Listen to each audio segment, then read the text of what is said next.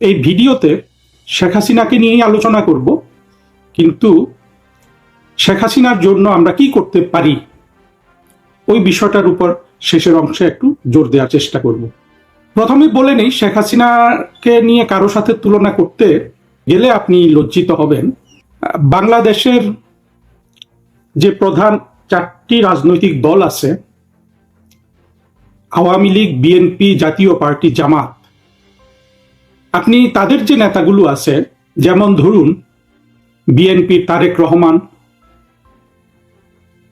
কিংবা খালেদা জিয়াও বলতে পারেন, যেহেতু উনি খুব বেশি দিন হয় নাই উনি আমাদের ছেড়ে চলে গেছেন। জাতীয় পার্টির গোলাম কাদের সাহেব, আর জামাতের শফিকুর রহমান। এই তুলনা কি করা যাবে কোনোভাবে? আমি এটার কোনো তুলনা করার কোনো সুযোগ আসলে পাই না। শেখ হাসিনার সাথে তারেক রহমানকে কি তুলনা করব, শফিকুর রহমানকে কি তুলনা করব? হ্যাঁ, এদের মধ্যে গোলাম কাদের সাহেব আমার কিছু রেসপেক্ট, উনি কমান্ড করেন। অর্থাৎ বাংলাদেশে বর্তমানে এই চার নেতার মধ্যে সত্যিকারের রাষ্ট্র চালানোর জন্য যদি আপনি শেখ হাসিনাকে রেখে অন্য কাউকে দায়িত্ব দিতে চান, আমার দৃষ্টিতে এই চারজনের মধ্যে নিঃসন্দেহে গোলাম কাদের সাহেব কিন্তু দ্বিতীয় যোগ্য ব্যক্তি, অন্তত এই চারটা প্রধান রাজনৈতিক দলের চার নেতার মধ্যে। আর যদি অন্য দিক থেকে দেখেন, আমরা সবসময় একটা জিনিস জানি যে কোনো পিতা বা মাতা যদি অনেক বড় হয়ে যায়, যেমন বঙ্গবন্ধুর মতো মানুষ যদি কেউ হয়ে যায়, একজন শেখ মুজিব বা টুঙ্গিপাড়ার একটা খোকা, যদি উনি বঙ্গবন্ধুর মতো যে হিমালয় হয়ে যান, যেটা ফিদেল কাস্ট্রো বলেছিলেন যে তিনি তো হিমালয় দেখেননি, তিনি বঙ্গবন্ধুকে দেখেছেন। অর্থাৎ তার কাছে বঙ্গবন্ধুর পার্সোনালিটি, বঙ্গবন্ধুর রাজনৈতিক প্রজ্ঞা, বঙ্গবন্ধুর উপস্থিতি, একজন মানুষের আধা ঘন্টা 20 মিনিট 40 মিনিটের উপস্থিতি, ফিদেল কাস্ট্রোর মতো একজন বিংশ এবং বিংশ শতাব্দীতে পৃথিবীর মধ্যে উল্লেখযোগ্য একজন রাজনৈতিক নেতার কাছে যখন বঙ্গবন্ধুকে হিমালয়ের মতো মনে হয়, আপনার কি মনে হয় ফিদেল কাস্ট্রো ওটা বঙ্গবন্ধুকে মোসাহেবি করার জন্য করেছেন? না, উনি তো কোনো, ফিদেল কাস্ট্রো কিন্তু সোভিয়েতের কোনো নেতাকেও উনি মোসাহেবি করেন নাই, জানা নাই কোথাও, দেখবেন না। আর মার্কিন যুক্তরাষ্ট্রের কোনো নেতাকেও উনি কিন্তু মোসাহেবি করেন নাই। এবং ফিদেল কাস্ট্রো ব্যক্তিগত জীবন অত্যন্ত সংযত মানুষ ছিলেন, তার বক্তৃতা দেখবেন, দেখবেন সবকিছুতে। এমন একটা মানুষ যখন বঙ্গবন্ধুকে হিমালয়ের সাথে তুলনা করে, সেখানে তো আমাদের আর সেটা নিয়ে বিতর্ক করার কিছু থাকে না। কিন্তু তারপরও এই যে হিমালয় এই বঙ্গবন্ধু, পৃথিবীতে বোধহয় বঙ্গবন্ধুর মতো নেতা আপনি কম পাবেন যার রাজনৈতিক সাফল্য এত বড়, যে একটা রাষ্ট্র সৃষ্টি করা এইভাবে এককভাবে, একটা রাষ্ট্রের স্বাধীনতা যুদ্ধকে একেবারে প্রতিটা বাঁকে বাঁকে আমাদের যে ঐতিহাসিক দিনগুলো আছে সেখানে আপনার একেবারে কৌশলগত সম্মুখ সারির বলুন, একমাত্র নেতা হিসাবে বলুন, মেধা প্রজ্ঞা দিয়ে পাকিস্তানের মতো একটা শক্তিশালী সামরিক এবং মৌলবাদী রাষ্ট্র যখন ওই সামরিক এবং মৌলবাদী হয়, অনেক শক্তিশালী হয়ে যায়, যদিও তার কাফারা দিতে হয় তার জনগণকে, সেটা ছিল না পাকিস্তান রাষ্ট্র, এবং মার্কিন সাম্রাজ্যবাদ তখন পাকিস্তানের পক্ষে ছিল। এমন একটা শক্তিশালী রাষ্ট্রের বিরুদ্ধে লড়ে একটা রাষ্ট্রের স্বাধীনতা ছিনিয়ে আনা। বঙ্গবন্ধু সম্পর্কে আপনারা দেখবেন, আমাদের অত্যন্ত শ্রদ্ধার মানুষ তাজউদ্দিন সাহেব, কিংবা আমি যাকে অত্যন্ত অপদার্থ মনে করি সেই সিরাজুল আলম খান জাসদের, এদের দেখবেন, সিরাজুল আলম খানকে অনেকে অনেক মোহের চোখে দেখে, আমি তাকে মনে করি একটা ফুলিশ স্টুপিড।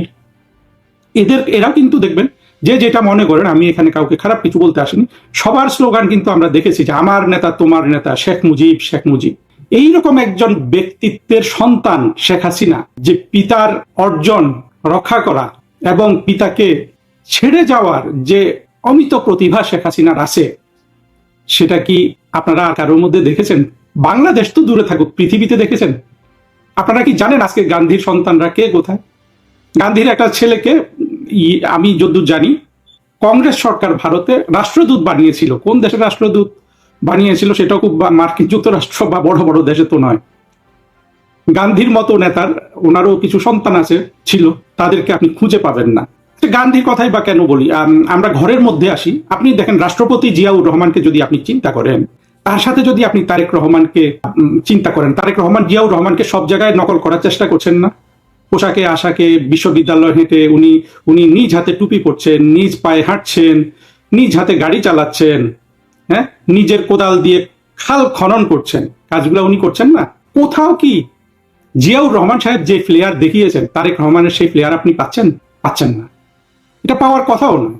তো নকল করতে চাইলেও কিন্তু অনেক সময় নকল করা যায় না। যে গোলাম কাদের সাহেবকে আমি মনে করি বাংলাদেশে যদি মানে আওয়ামী লীগের বাইরে কাউকে যদি প্রধানমন্ত্রী বানাতে হয়, একমাত্র গোলাম কাদের সাহেব সবচেয়ে যোগ্য আমি মনে করি। সেই গোলাম কাদের সাহেবকে আপনি এরশাদের সাথে চিন্তা করুন তো, তার বড় ভাই। গোলাম কাদের সাহেব কি কথায় বার্তায়, অবয়বে, পোশাকে, তিনি কি কোনোভাবেই প্রেসিডেন্টের সাথে কোনোভাবে আপনার তুলনা করবেন দুজনের মধ্যে? আপনি করবেন না। কিন্তু শেখ হাসিনাকে দেখুন, আর বঙ্গবন্ধুকে দেখুন। শেখ হাসিনাকে আপনারা যারা তার রাষ্ট্র সফর দেখেছেন, তার বিদেশ সফর দেখেছেন, হ্যাঁ, শেখ হাসিনার একটা নিজস্ব স্টাইল আছে, তার হয়তো কোনো জায়গায় কিছু সীমাবদ্ধতা আছে, কিন্তু এই জিনিসগুলা নিয়েও এই মানুষটি যেইভাবে সারা পৃথিবীর রাষ্ট্রপতি, প্রধানমন্ত্রী বা বিশ্বের নেতাদের সাথে বৈঠক করেছেন, হেঁটেছেন, চলেছেন, আপনারা কিন্তু দেখেছেন যে শেখ হাসিনার রিপ্রেজেন্টেশনটা, মানে তার পার্সোনালিটি রিপ্রেজেন্টেশনটা কেমন। সেটা না হয় অত্যন্ত আপনি গুরুত্ব দিতে যদি না চান, তাহলে আপনি শেখ হাসিনার কি দেখবেন? আপনি শেখ হাসিনার তাহলে অর্জন দেখেন বাংলাদেশে। আমি এগুলো অনেকবার বলেছি, আমাদের হাজারবার বলতে হবে বাংলাদেশের মানুষের, প্রতিটা মানুষের কানে কানে। সেটাই আমি যে বলেছিলাম আমরা শেখ হাসিনার জন্য কি করতে পারি। আমরা যারা শেখ হাসিনাকে ভালোবাসি এবং আমরা যারা বাংলাদেশের মুক্তিযুদ্ধের চেতনাকে ভালোবাসি, আমরা যারা বাংলাদেশ যারা স্বাধীন করেছে তাদের উত্তরসূরি নিজেদের মনে করি, তাহলে আপনারা শুধু শেখ হাসিনার অর্জনগুলো মানুষের কানে কানে বলুন, কোনো কিছু আর দরকার লাগবে না। আমি যে একটা লিস্ট দিচ্ছি, এই লিস্টটা দেখুন। বাংলাদেশে যত বড় বড় উন্নতি হয়েছে, সেই উন্নতিগুলা আপনার ইপিজেড তৈরি করা থেকে শুরু করে অর্থনৈতিক উন্নয়ন, বাংলাদেশের জিডিপির প্রবৃদ্ধি, মাথা পিছু আয়, তারপরে আপনার নারীর ক্ষমতায়ন, দারিদ্র বিমোচন, জঙ্গিবাদের বিরুদ্ধে লড়াই, প্রতিটা জিনিসে আপনি আওয়ামী লীগের প্রকাশিত কোনো সূচক আপনি দেখবেন না। তাহলে তো মনে হবে যে আওয়ামী লীগ বানিয়ে দিয়েছে।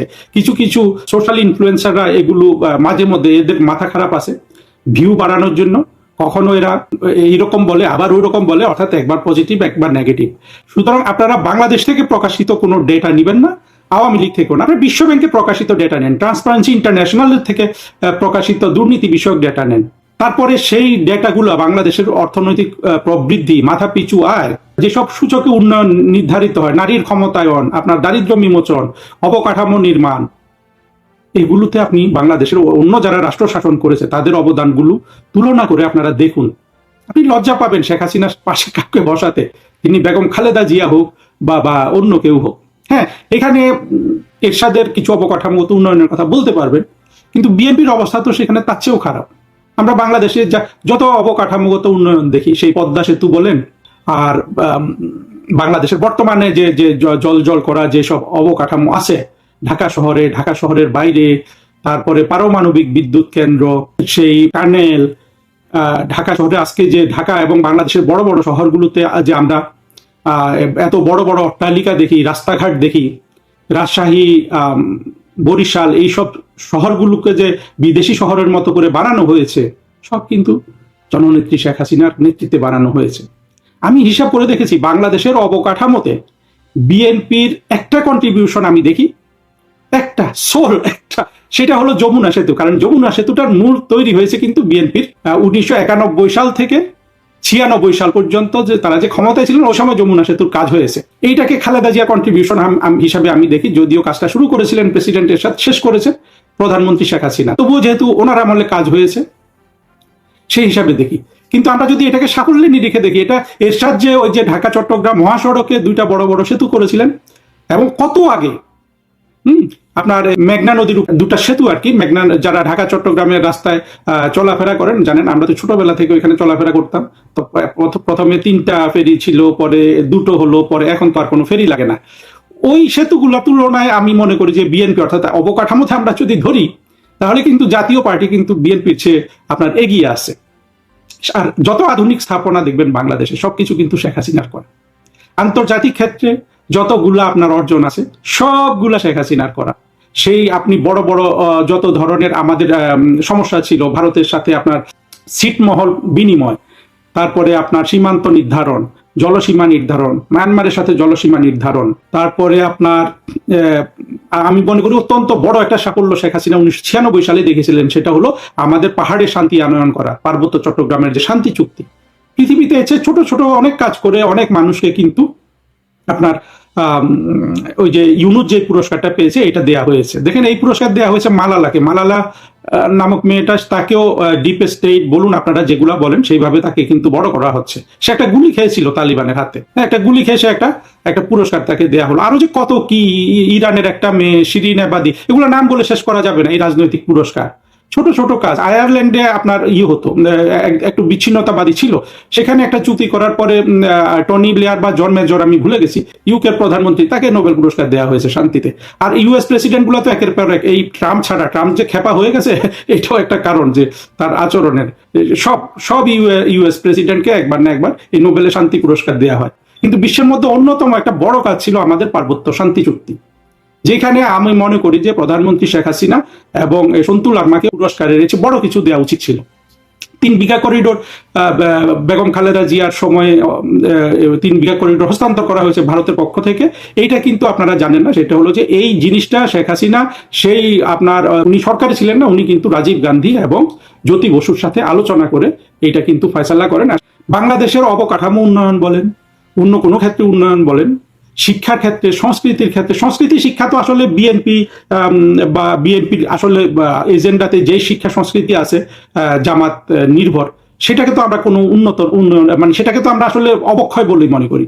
এই যে এতগুলা সরকার বাংলাদেশে বঙ্গবন্ধু হত্যাকাণ্ডের পর পরিচালিত হলো, বাংলাদেশ সবসময় একটা স্থবির অর্থনীতির দেশ ছিল, কিন্তু শেখ হাসিনার সময় এটা উঠেছে। শেখ হাসিনা অবকাঠামো বলেন, কূটনীতিতে বলেন, কোনো জায়গায় আপনি শেখ হাসিনার অর্জনকে যদি আপনি 100 নেন, দ্বিতীয় কোনো রাষ্ট্র নায়ক প্রধান নাই তো যারা 10-5-এর বেশি স্কোর করতে পারবে। আর শেখ হাসিনাকে যে ঠেকিয়ে দেয়া গত 2024-এর জঙ্গি উত্থানের পর, তারপরে আপনি দেখেন দেশটা পুরোপুরি মার্কিন সাম্রাজ্যবাদের অধীনে চলে গেল। ইউনুস, তারপরে এখন তারেক রহমান, তারা বাংলাদেশ চালাচ্ছে সম্পূর্ণরূপে আপনার সাধারণ মানুষের যে দুঃখ কষ্ট আছে তার প্রতি কোনো ধরনের আপনার অনুভব তাদের নাই, কোনো ধরনের সংবেদনশীলতা তাদের নাই। এই যে আমরা দেখছি যে হামে এত শিশু মারা যাচ্ছে, 500 ছাড়িয়ে গেছে, সরকার বলছে, কিন্তু তারেক রহমানের মধ্যে আমরা কিন্তু কোনো ধরনের আপনার পরিবর্তন দেখতে পাচ্ছি না, অর্থাৎ ওনার মধ্যে কোনো ধরনের বিচলন আমরা দেখতে পাচ্ছি না। আপনি অবিচল থাকবেন, কখনো অবিচল থাকবেন, যুদ্ধের সময় অবিচল থাকবেন। এর মানে এই নয় যে আপনার যে সৈন্যরা মারা যাবে যুদ্ধে তাদেরকে আপনি দেখতে যাবেন না। তারেক রহমান কিন্তু এই ব্যাপারে যেই অসংবেদনশীলতা দেখিয়েছে, এইটা বাংলাদেশের মানুষ কিন্তু যুগ যুগ যুগ যুগ মনে রাখবে। কারণ আজকে হামের যে মৃত্যুটা সম্পূর্ণরূপে অ্যাভয়েডেবল একটা মৃত্যু ছিল। তারেক রহমান সাহেব সরকার 2 মাস অনেক সমালোচনা আমি করব না, আর বিএনপির বন্ধুদের বলবো, আমি একজন মুক্তিযুদ্ধের পক্ষের মানুষ হিসাবে আমার চেয়ে বেশি মানে আমাদের পক্ষ থেকে বিএনপির ভালো আমার চেয়ে বেশি চায় এমন মানুষ খুব কম আছে। আমি বিএনপিকে সঠিক রাস্তায় আসুক, বিএনপি, এই শুভকামনা আমি তাদের জন্য সবসময় করি। অর্থাৎ বিএনপি সফল হোক তার রাজনীতিতে, তার সরকার পরিচালনা, এটা আমি সবসময় করি। এখন বিএনপিকেও তো সেটা চাইতে হবে, আর চাইতে হলে তার জন্য কাজ করতে হবে। আমরা কিন্তু কোনোটাই দেখছি না। এই অবস্থায় বাংলাদেশের মানুষের মনে আজকে শেখ হাসিনা নতুন আপনার একজন কি বলবো ত্রাতা হিসাবে কিন্তু মানুষের চোখের সামনে এখন শেখ হাসিনাকে ভাসছে। এটা কতটা ভাসছে আমরা মুক্তিযুদ্ধের পক্ষে বা আওয়ামী লীগের সমর্থকরাও কি অনুধাবন করতে পারছি? আমার তো মনে হয় না। কারণ হলো অনুধাবন করার জন্য আপনার যে চোখটা লাগে সেই চোখটা আবার আমাদের এই 24-এর জঙ্গি উত্থানকারী যেসব জামাত শিবির, তারপরে তাদের যে প্রচার যন্ত্র আছে, বিশেষ করে সোশ্যাল মিডিয়া দখল করে, সেইটাকে আমরা আসলে এখনো ডিফিট করতে পারিনি। কিন্তু তারপরও কিন্তু মানুষ ভাবছে প্রতিনিয়ত যে শেখ হাসিনার সময় রাষ্ট্রটা কি ছিল। গোলাম আজমের ছেলেকে একটা 5-তারা হোটেলের মতো কক্ষে রেখে সেইটাকে গুম বলে চালিয়ে দেওয়া হয়েছে, কিংবা মীর কাশেম আলীর ছেলেকে, কিংবা চট্টগ্রামের সালাউদ্দিন কাদের চৌধুরীর ছেলেকে। এগুলো হলো শেখ হাসিনার গুম, তাই না? এই গুমের পর কিন্তু প্রতিটা মানুষেরা বিশাল দেহ নিয়ে বের হয়েছে। খুন যে 2টা হয়েছে প্রধানমন্ত্রী শেখ হাসিনার আমলে, দুটোই কিন্তু বিএনপির অভ্যন্তরীণ কোন্দল হিসাবে আপনার নানান জায়গা থেকে কিন্তু সর উঠেছে। বিশেষ করে ইলিয়াস আলীরটা তো জনাব মির্জা আব্বাস সাহেব নিজেই বলেছেন। তারপরে আরেকটা ছিল চৌধুরী আলম। এই 2টা খুন 3টা গুম, 2টা খুন তাদের দল থেকে বলা হচ্ছে এটা চৌধুরী আলমের ছিল। চৌধুরী আলম যেহেতু রমনা এলাকায় এবং বিশেষ করে বঙ্গবাজারে চাঁদাবাজি করতেন, সেখানে উনি প্রতিদ্বন্দ্বী চাঁদাবাজদের শিকার হয়েছেন। আর ইলিয়াস আলী শিকার হয়েছেন অভ্যন্তরীণ দলীয় কোন্দলের। এটাকে নিয়ে কত কথা বলা হয়েছে। 2টা খুন 3টা গুম, 3টা গুম হওয়া মানুষ কিন্তু ফিরে এসেছে। মীর কাসেম আলীর ছেলে, গোলাম আজমের ছেলে, সালাউদ্দিন কাদেরের ছেলে। এই হলো শেখ হাসিনার গুম এবং খুন। আচ্ছা বলুন তো, 21শে আগস্ট তারেক রহমান সাহেবরা বোমা মেরে যেভাবে আওয়ামী লীগের 24 জন নেতা মেরে ফেলেছে এবং আরো 300 জনকে যে তারা পঙ্গু করে দিয়েছে, এবং সেখানে যে আরো সম্ভাব্য যে মানে খুন হতে পারো, পুরো আওয়ামী লীগ লিডারশিপ আমরা দেখেছি না মঞ্চে। শেখ হাসিনাকে ঘিরে তো আওয়ামী লীগের সিনিয়র লিডারশিপ সবাই ছিলেন। যেভাবে ব্যূহ রচনা করেছেন সেটাও কিন্তু আমাদের রাজনৈতিক ইতিহাসের আপনার ভ্রাতৃত্বের সবচেয়ে বড় উদাহরণ। সেদিন তো ওরা সবাই মরে যেতে পারতো। এটার যে পোটেনশিয়াল টার্গেট কিংবা বাস্তবে যে খুন হয়েছে, প্রধানমন্ত্রী শেখ হাসিনা কি 100 বছর গুম খুন করলে যেই মাত্রায় তিনি গুম আর খুন করেছেন শেখ হাসিনা, তারেক রহমানের একদিনের সেই 21শে আগস্ট ঘটাতে পারতেন শেখ হাসিনা? পারতেন। এই বাস্তবতাগুলো জামাত শিবির জাসি যাদেরকে আমরা বলি, তাদের যত ধরনের আপনার অপপ্রচার থাকুক, এই বাস্তবতাগুলো বাংলাদেশের মানুষের কানে কানে আমাদের পৌঁছে দিতে হবে। এবং সেটাই হবে শেখ হাসিনার জন্য আমাদের কাজ। শেখ হাসিনা বাংলাদেশকে যা দিয়েছেন সেটা কিয়ামত পর্যন্ত আমাদের বসে বসে হিসাব করতে হবে। আর এই শেখ হাসিনা ছাড়া বাংলাদেশ আজকে যে গর্তে পড়েছে, কেউ কিন্তু সেই গর্ত থেকে বাংলাদেশকে তুলে আনতে পারবে না। আজকে শেখ হাসিনাকে স্মরণ করছি এবং প্রতিদিন যত দিন যাচ্ছে 2024-এ জঙ্গি উত্থানের পর, আমার দৃষ্টিতে এবং আমার ভাবনায় শেখ হাসিনাকে দিন দিন মহৎ থেকে মহত্তর হিসাবে আমি দেখছি। এটা আমি যে আজকে এসব ভিডিও করছি, রাজনৈতিক ভিডিও, সেটার জন্য না, বিচার বোধ থেকে এবং চিন্তা থেকে এবং বাংলাদেশের ভালো মন্দ চিন্তা করে কিন্তু আমি শেখ হাসিনাকে প্রতিদিনই মহৎ থেকে মহত্তর হিসাবে আবিষ্কার করছি।